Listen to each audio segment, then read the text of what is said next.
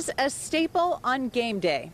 You may not know his name, but you do know his voice. He is the stadium voice of the Huskers, and I got to sit down with the man with the golden pipes, and I learned there's a lot more to Patrick Combs than just his voice. Take a look.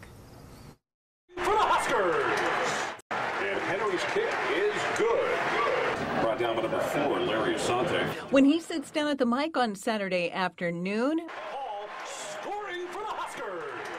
Patrick Combs knows it's his voice that fans want to hear. Oh, it's a touchdown.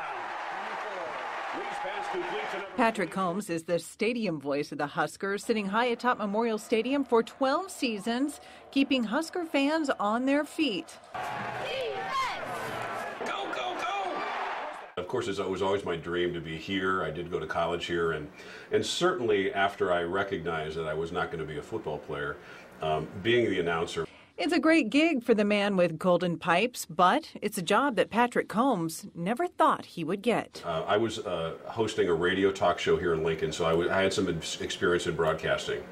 And there was a gentleman named Rick Schwieger who had done this for about 9 years, who I'd become friends with, and figure he would be here forever, because the guy that was before him had done it for 25 years.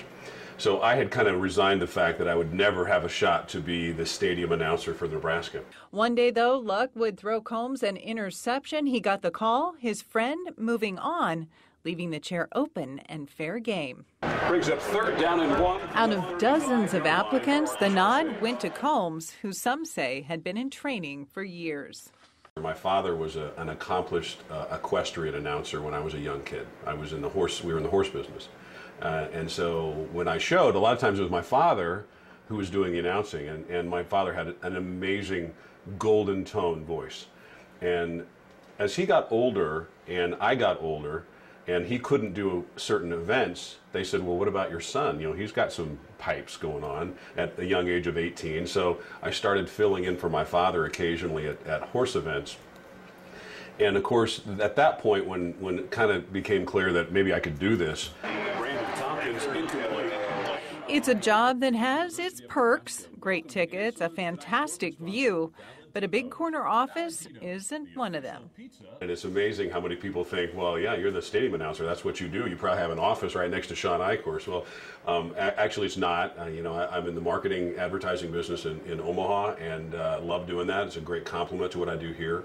But no, this is a very part-time job, but one that I love. For Combs, it's not all touchdowns and Hail Marys. Being the man behind the mic also comes with its set of challenges.